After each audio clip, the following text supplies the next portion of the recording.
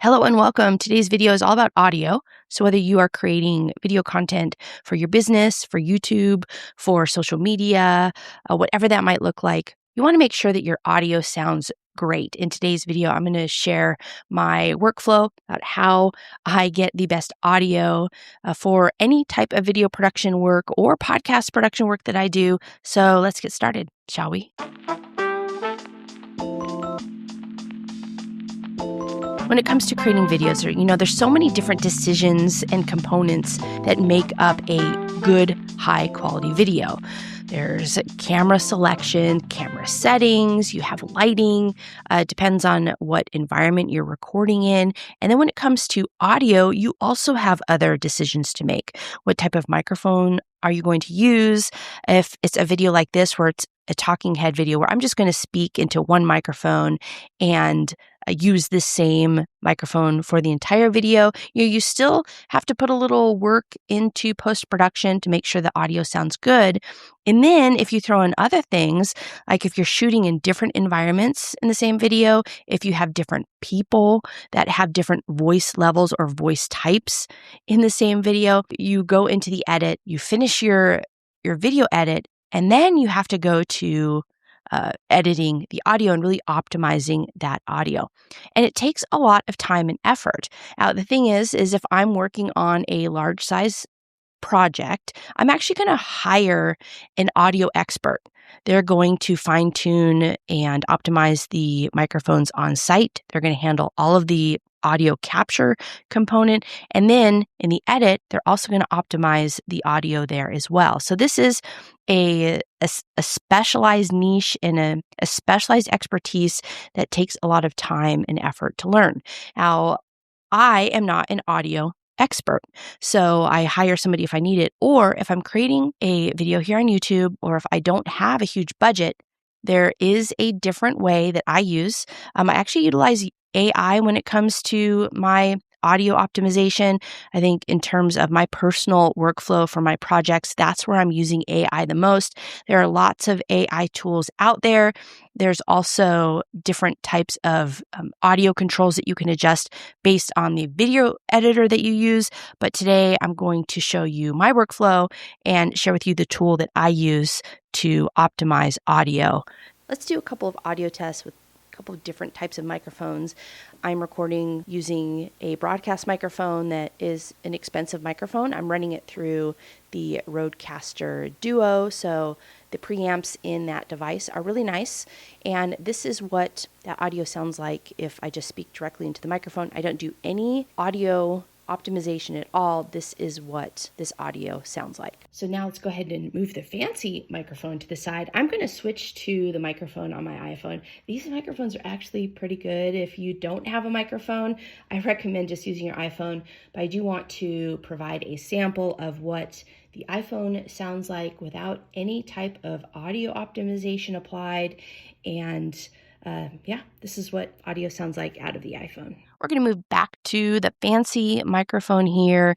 And now you're listening to this particular audio is optimized. So I have run it through the tool that I'm going to share with you here in a moment. This is what this audio sounds like. And now when I switch back over to the iPhone audio sample, I'm also going to level this audio with that audio.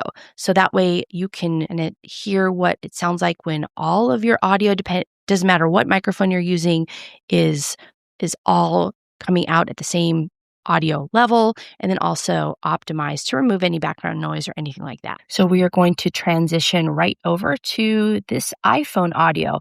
Again, this is optimized audio using the tool that I'm about to show you. I'm just giving these two microphone examples so that you can hear the difference of the before, the after, and also again, I am going to edit the fancy microphone with the iPhone audio so that it's all coming in at the same level. This makes a big difference when it comes to producing your video and making sure that the audio sounds great before you post it wherever you're going to post it. Let's hop into my editor of choice, which is Final Cut Pro. So what I do is I complete my entire edit and then I go through, and if I have any music that's applied to my video, I just turn the volume down to 0. So that means when I do this next step, that the export is not going to include any music. Now, for my YouTube videos, I have music that's the background to my intro, and it kind of overlaps into the speaking portion of my video. So I want to isolate those. I really just want to optimize the voice portion of my videos.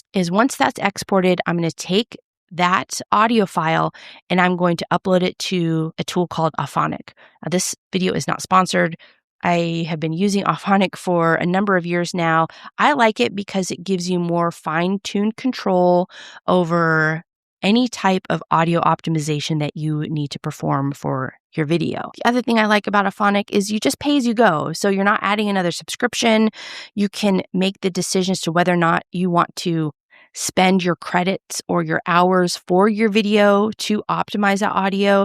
So you have more control not only of the controls of the audio optimization, but also in the amount of money that you want to spend using the tool. Now I'm logged into Auphonic. This is what the production dashboard looks like. You can either click to begin a new production, or you can upload your video files and just drag and drop them right here. You can do a lot of things using this tool. You can set up presets if you have a podcast, for instance, and you have the same intro for each of your episodes. There's lots of different things you can do in here. We're just going to go over the straightforward approach today. Also, there is a link to Auphonic down in the description below. Again, this video is not sponsored. That is an affiliate link. So if you use that link, then it doesn't cost you any extra money, but I do get a small kickback. Going back into Auphonic, this is the screen that you're going to see after you've uploaded your audio file. You can see this one is called Practical Items Audio. And all that I do here is I really don't make any changes up to the top here. I just leave the output file in MP3 format. You can change that to whatever format you want. You can see all the different options there. And then I do change the output file base name. So I just take whatever the file name is, and then I'm going to add final to it. And then that way, when I export this and I import it back into Final Cut, I know that this is the final optimized file so that I don't confuse the two. And then this is really where the magic happens using Auphonic. You can make adjustments to different items. Now, not all AI tools give you these types of controls. So that's why I like using Auphonic. So in all of my videos, I apply these 3 settings. I use the adaptive leveler, filtering, and loudness normalization. Now, the next option is noise reduction. This is where I either turn this on if I want to remove background noise, but if I don't want to remove background noise, then I'm going to turn this off. However, with noise reduction, this is great if you want to remove some of those sounds that happen in the background. For instance, I shared with you earlier today, in the summertime in this studio, the air conditioning in the summertime is normally going all the time. And then I also have a ceiling fan.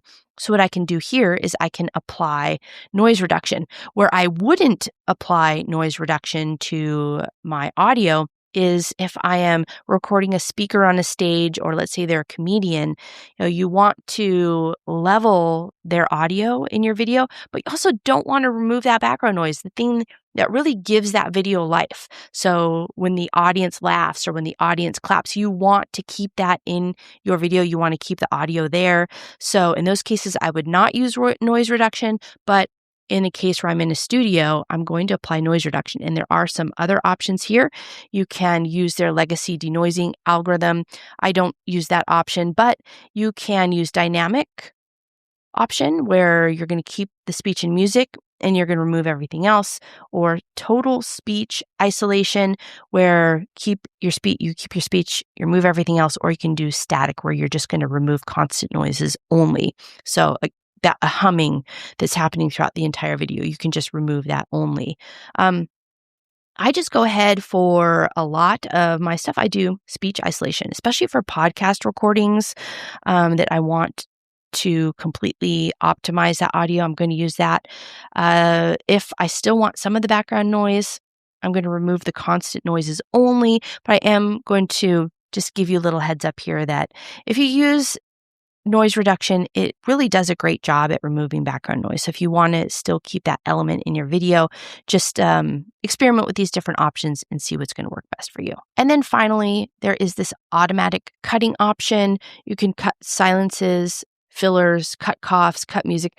I don't use this option on any of my videos. Actually, I like to have more of a natural sound when it comes to my videos, but I still want to be able to have control over whatever it is that I'm going to remove in the background. So these are the typical settings that I use for a YouTube production. I am going to use noise reduction. So a video like this or a podcast recording, I am going to use noise reduction. But again, if I want to maintain some of that background noise, but I still want to optimize the audio of the person that's front and center, then I'm going to apply the adaptive leveler, filtering, and loudness normalization. And then from there, I'm going to select the start production button, and then I'm going to let Auphonic do its thing. Once Auphonic is done, and it only takes a couple minutes, of course, it depends on the length of your audio, but for like a 10-minute video, it only takes a couple minutes. And then this is what the result looks like.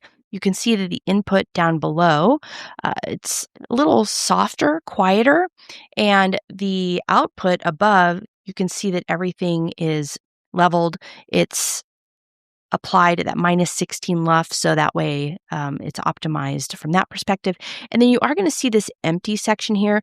This is the section of my video where I turned down the volume of my music. Actually, I'm fine with the way the music sounds. I just want to optimize the audio of my video. So that way, when I export this file, all I have to do is just upload it directly to my timeline. It's the exact length that I need it, so I don't have to do any other adjustments or any other edits, and then I can just export from there. So that's what this looks like. I also want to show you an example of audio from a podcast recording. So this is when things get a little more complex because you have multiple people, all with different levels in their voice. They might be using different types of microphones. So you can see in this example down below, that is the recording that I captured on site with the client.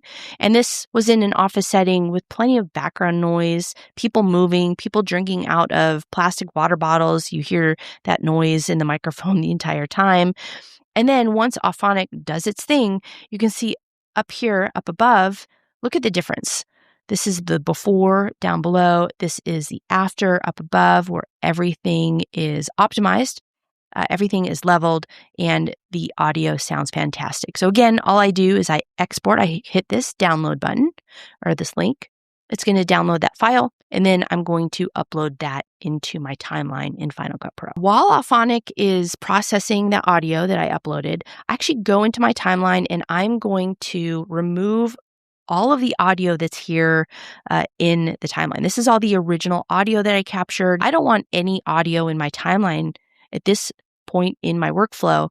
And then once that file is done processing in Auphonic, all I have to do is upload that directly to my timeline. Then I'm going to go turn up the volume on the music portion, the intro to these videos. I'm going to go ahead and turn that volume up to whatever level I prefer. And now what I'm going to do is just play it back, make sure that the optimized audio file matches up exactly with the audio that's in the video.